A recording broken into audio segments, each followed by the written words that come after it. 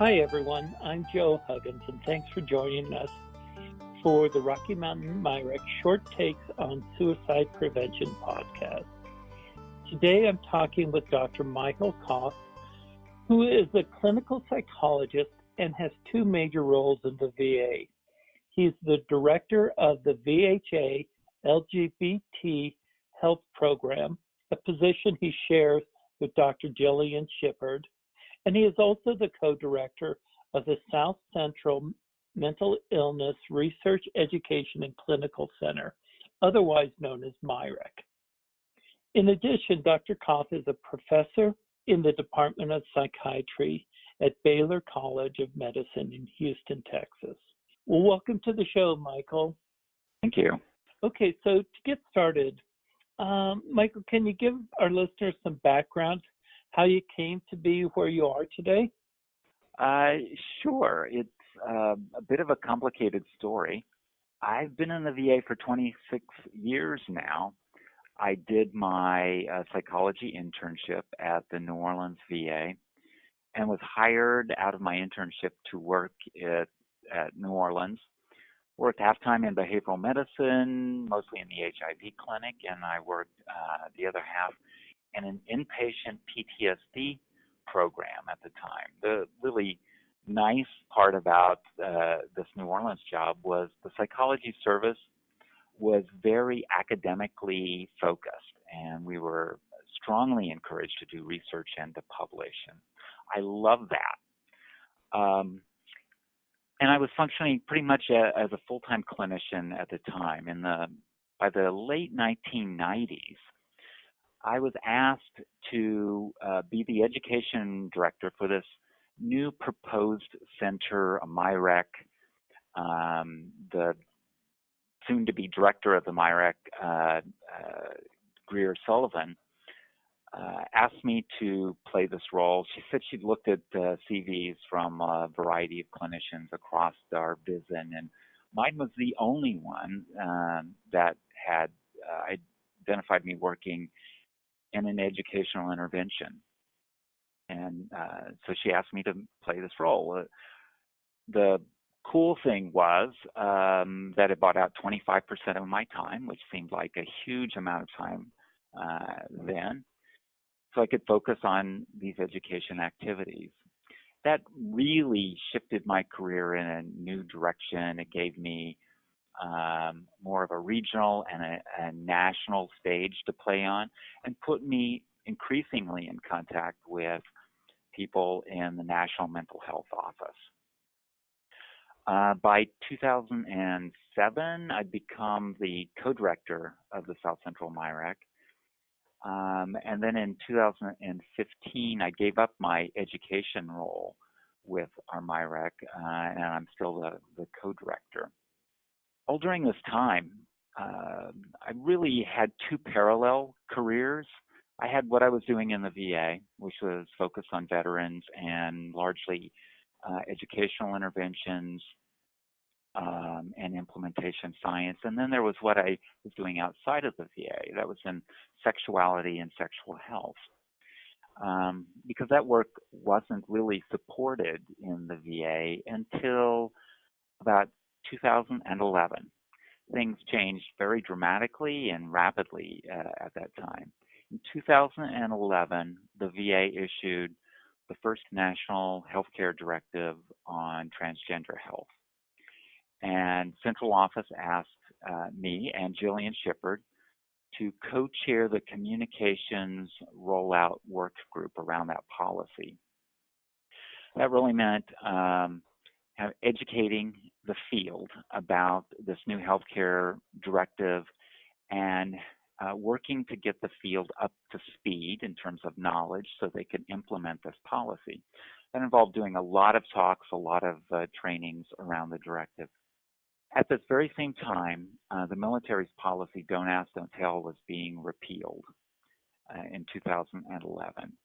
And suddenly, VA was being asked a lot of questions about what we're doing to address the needs of LGBT veterans. And believe it or not, this was a surprise to us, Jillian and I were the point people for answering those questions. There was nobody else in VA who were subject matter experts in this area.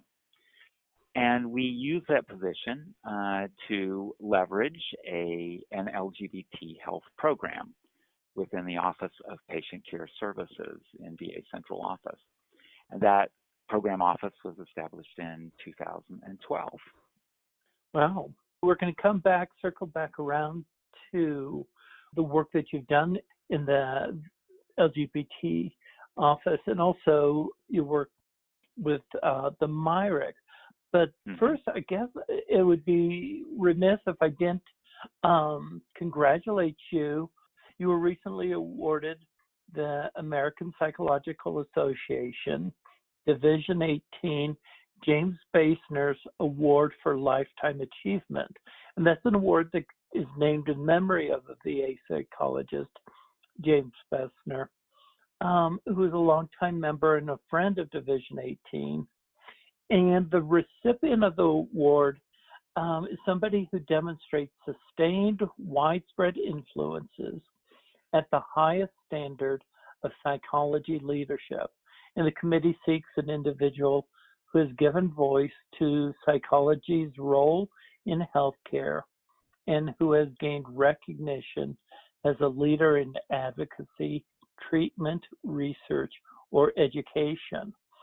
So congratulations, and maybe tell us, what does it mean for you to receive such an award? Well, I can tell you I was quite surprised. A Lifetime Achievement Award suggests perhaps you're at the end of your career, and I'm not ready to stop yet. I've joked with folks that I'm so pleased to receive a Lifetime Achievement Award so early in my career. I've got a lot more I want to do.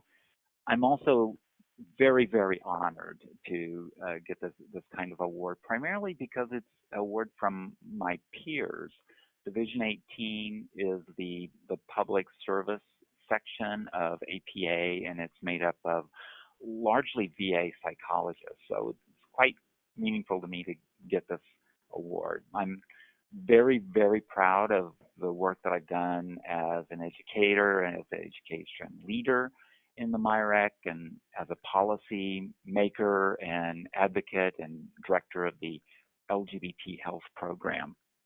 And so pleased to see all of the changes that I've helped facilitate in VA. I don't know if you know this, but VA is probably the largest provider of healthcare to LGBT people in the country.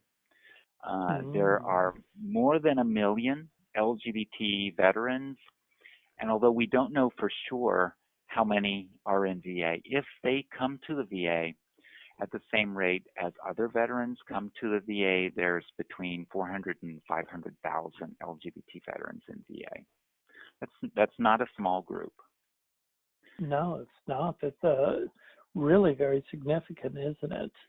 Yeah, and these folks, we know from research, come to VA, if they come to VA expecting to be treated with prejudice and discrimination. They come expecting the same kind of treatment that they got when they were in the military. A lot of veterans, including LGBT veterans, see no disconnect between the military and the VA, and they think that the same policies that were in effect when they were in the military are also in effect in the VA, and that the VA has some ban on, or has had some ban on, care for LGBT veterans. Not true. That's never been true.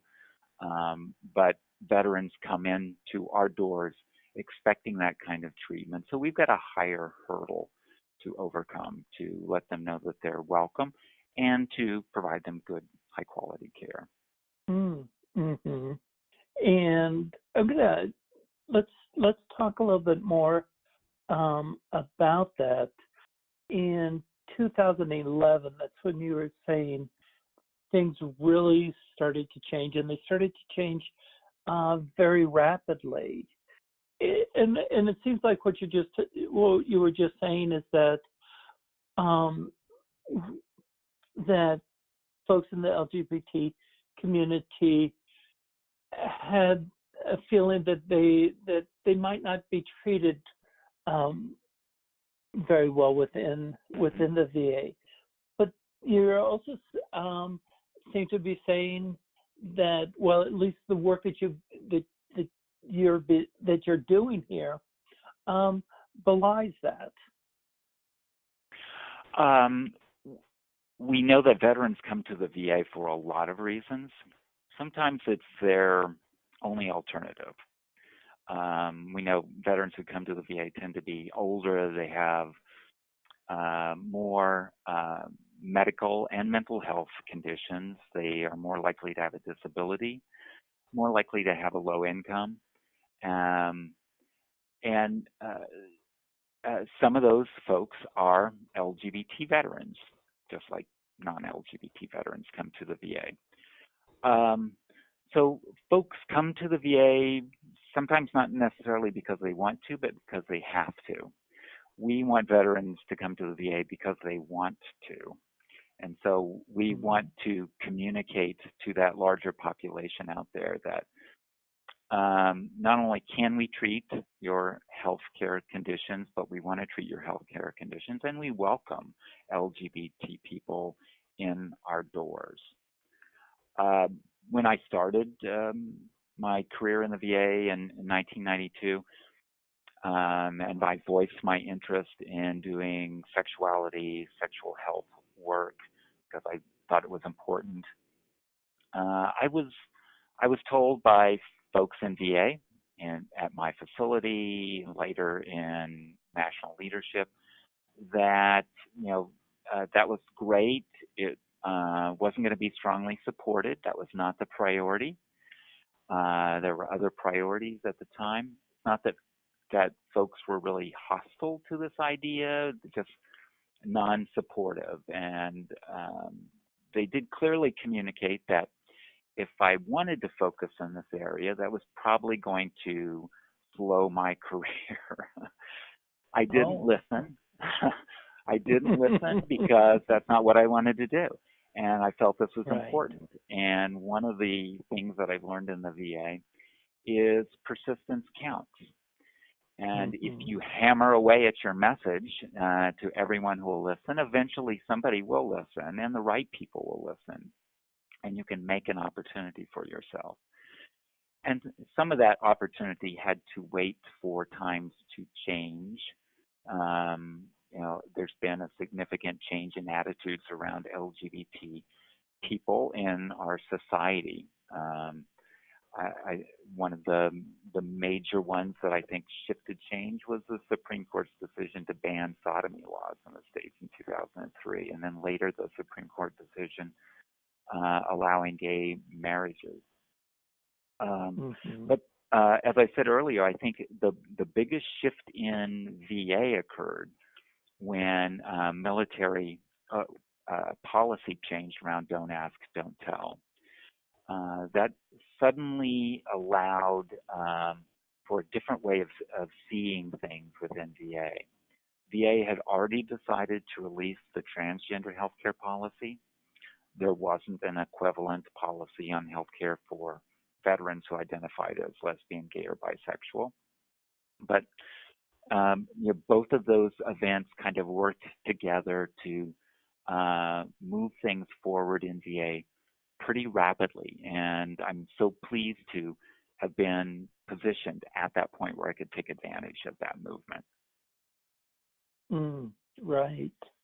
And let's see, so you and Dr. Jolene Shepard are the directors for the VHA LGBT health program.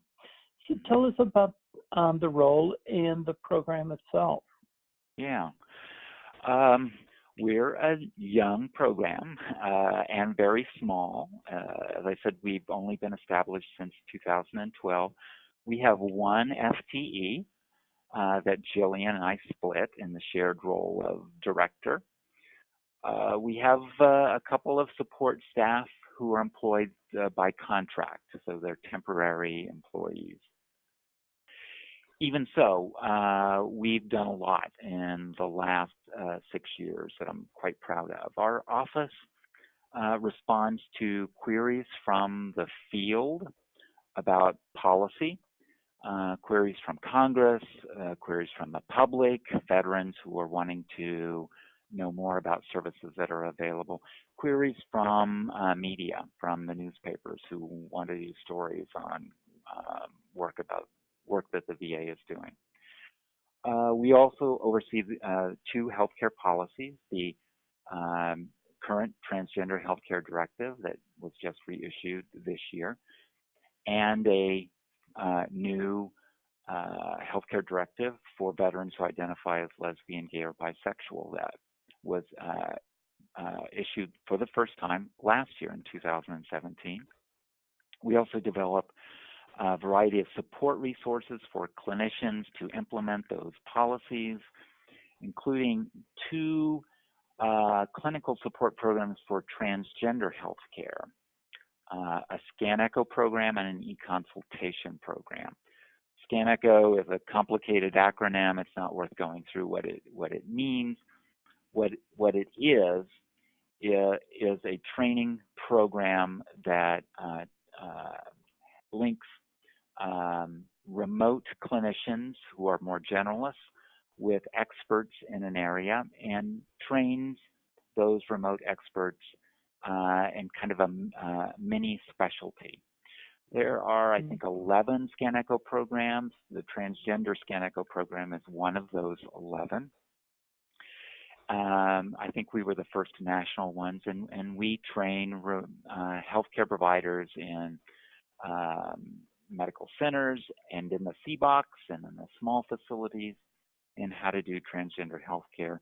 Currently, the training program is a 6-session, twice a month for 3-month program that's done through video conferencing, and it's all case-based consultation.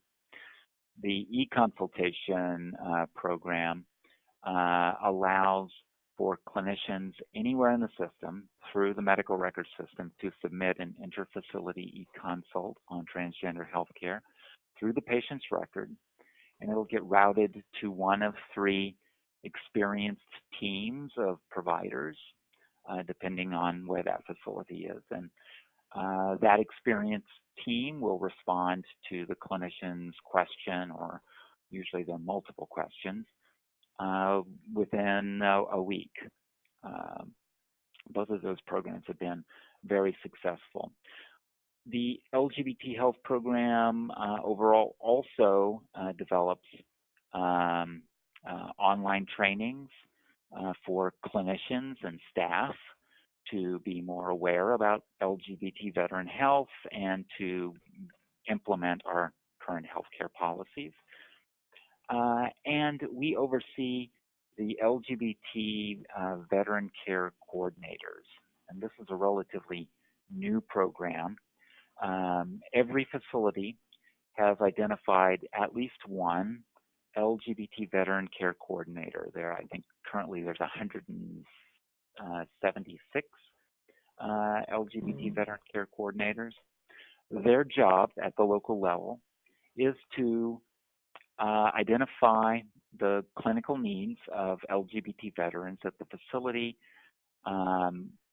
where there are gaps in services, work to address those gaps, a liaison with LGBT community groups and veteran groups that are interested in LGBT issues, and generally work with the facility to create a more welcoming, responsive environment for LGBT veterans. So when those LGBT veterans come through our doors, wherever that facility is, they feel like they belong here and that they can get the health care that they need to address their needs.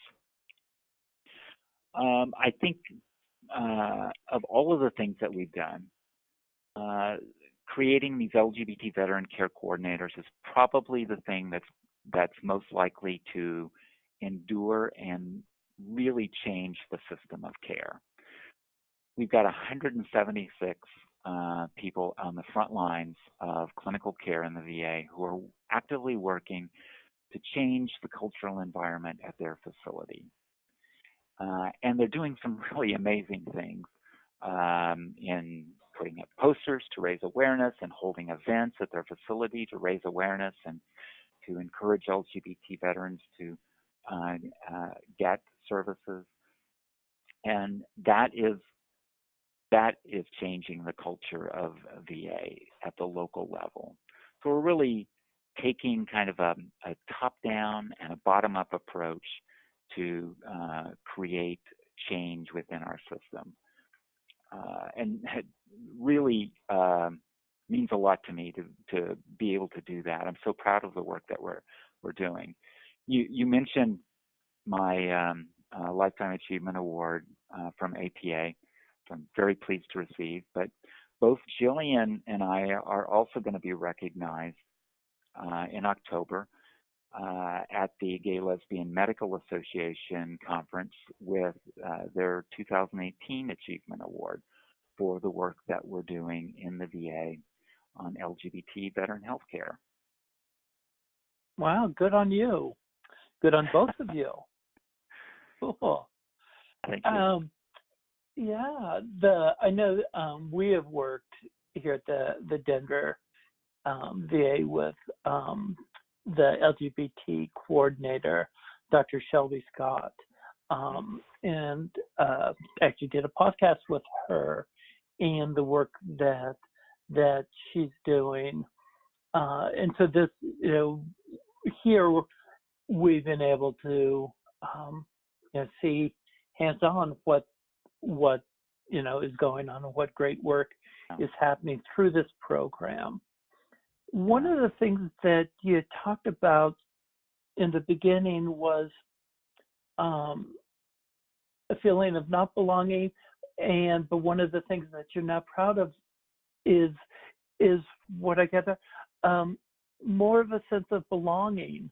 Is there an anecdote, a story, or something that demonstrates the change that you've noticed, or that you brought about, really?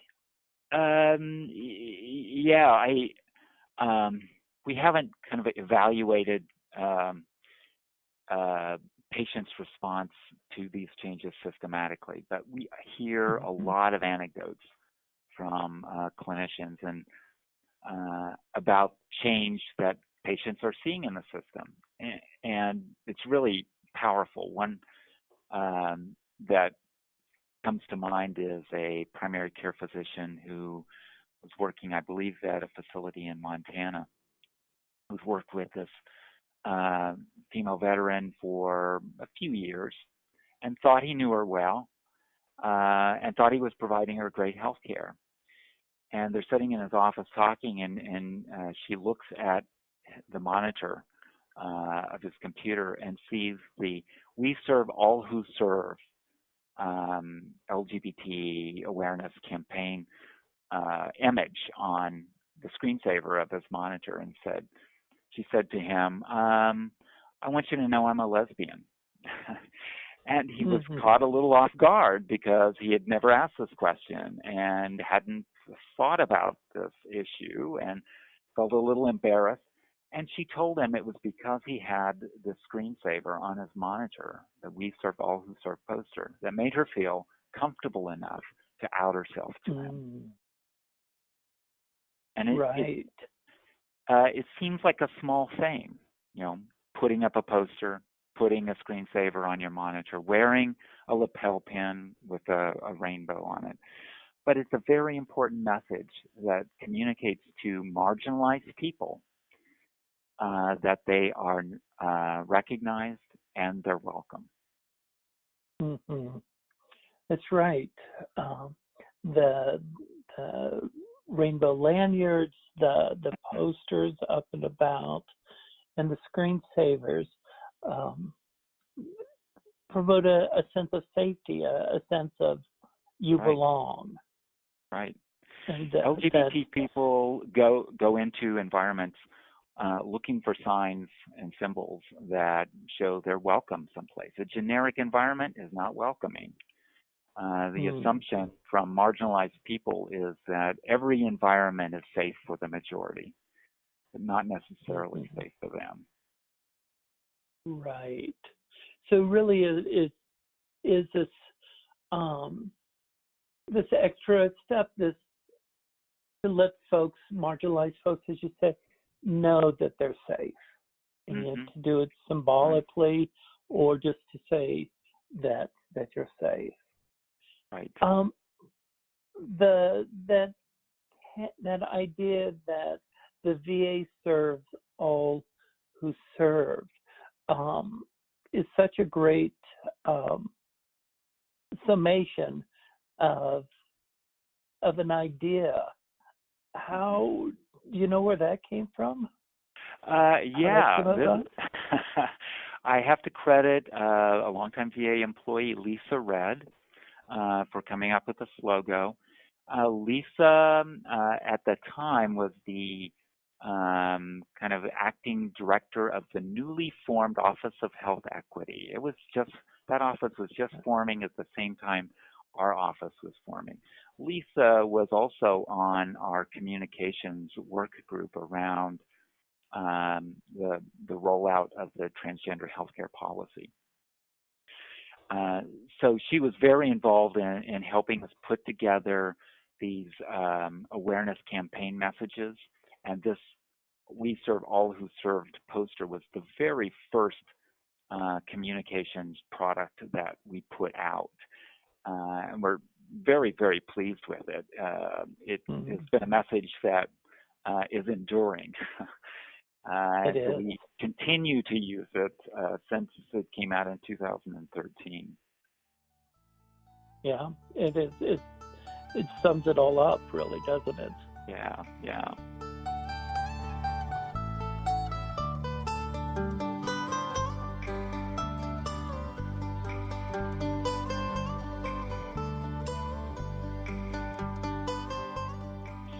I just wanted to touch briefly. I first came to know you when you were the director of the education program, or the education program for the MIREC, and I worked here at the Denver and the Rocky Mountain MIREC. Can you? Sometimes it's not unusual for somebody to say to me, "What is MIREC?" And oftentimes they mispronounce that rather awkward acronym.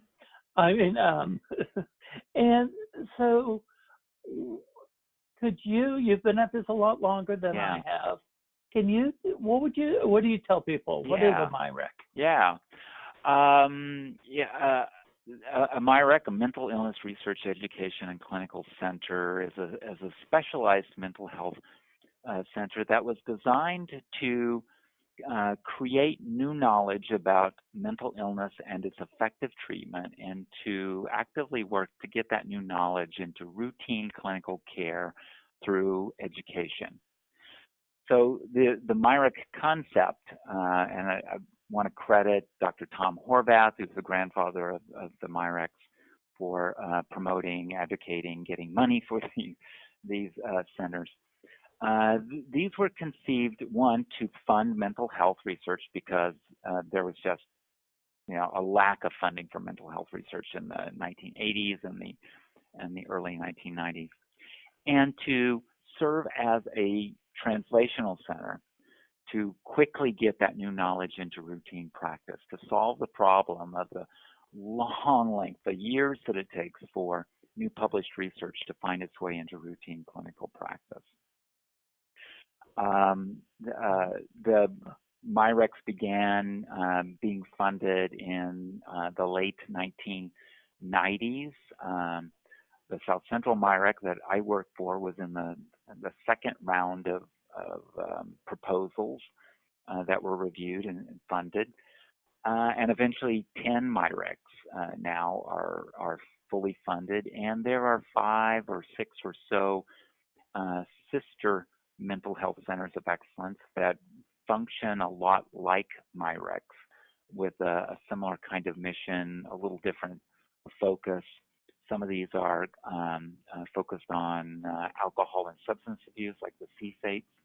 And then there's the much older center, the National Center for PTSD, which is viewed as, the original kind of mental health center of excellence.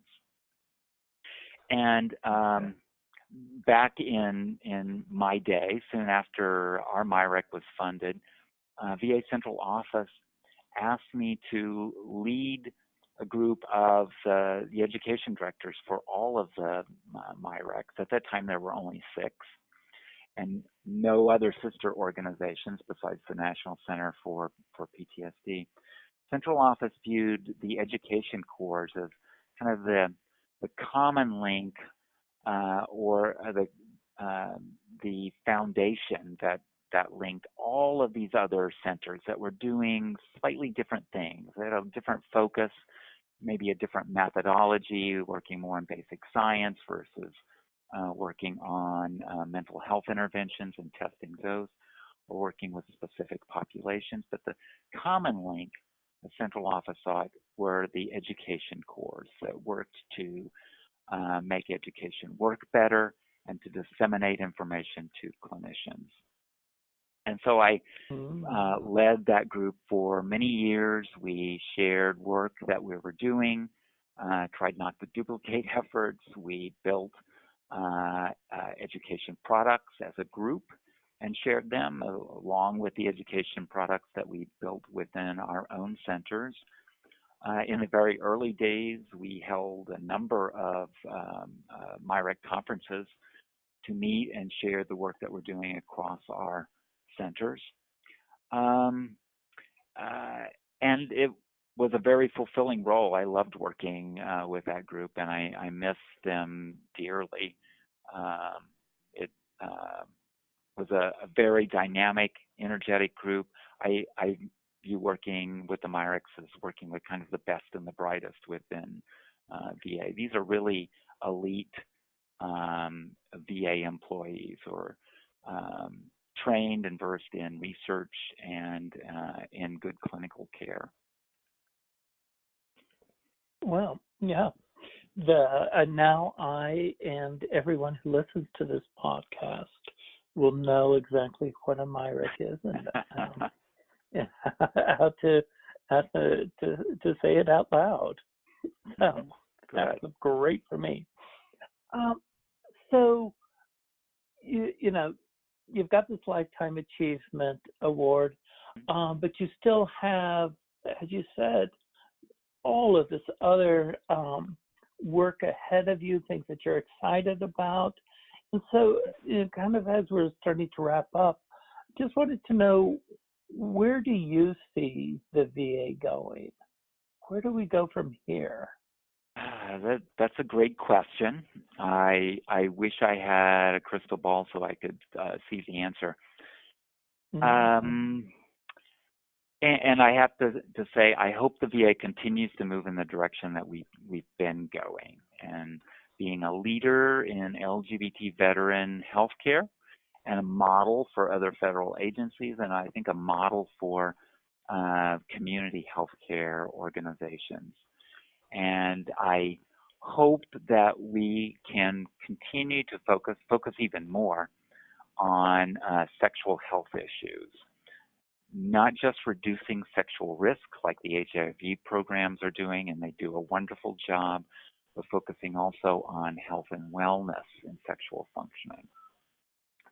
Sexuality, sexual functioning is a part of most of our lives, including veterans' lives.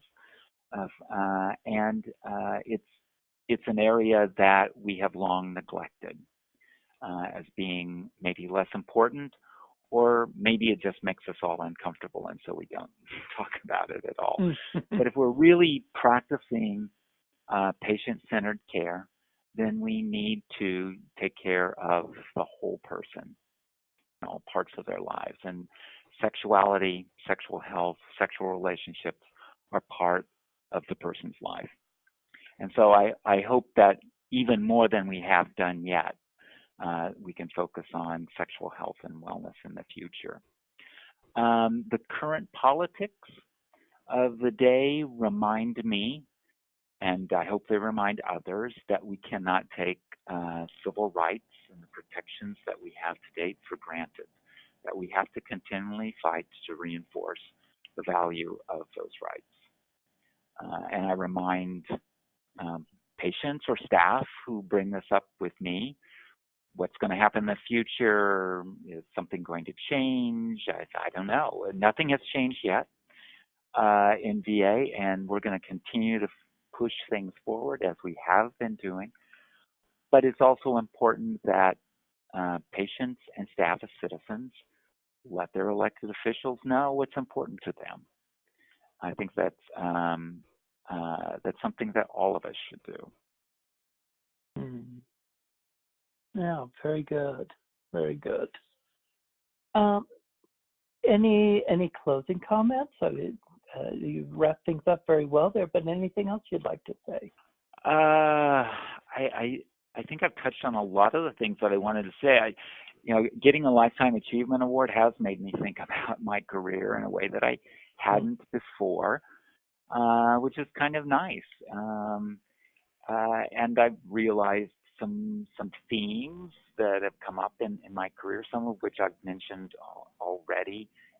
It's important to be persistent, fight for the things that you believe in, talk to everyone that you know about things that you believe are important that we should be doing, and eventually people will listen, or the right person will listen. And I view that as part of making your own opportunities. I'm an active opportunist.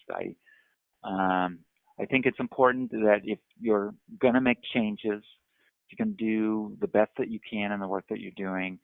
You need to step up and step out a little bit and take on new tasks that may make you uncomfortable. But often those new tasks, those new roles may provide you exactly the opportunities that you're looking for to do something even bigger. Wow, yes. Very well said. And I guess it made me think that I am going to look forward to you being the first recipient of a second Lifetime Achievement Award. I'm looking forward to that too. Yeah, there you go. Well, Michael, thank you very much for taking the time to talk to us today. So let me go into my closing. That's going to be it for our Myrick Short Takes podcast today. We appreciate everyone for listening, especially Michael for taking the time to be with us. It's so great to hear about your work here at the VA and what you've done for veterans and what you've done for marginalized communities. As always, you can reach out to us with any comments, any questions about today's episode. Please take a moment to subscribe to the podcast, give us a review, and share it with your colleagues. Join us next time for more interviews on important work in suicide prevention.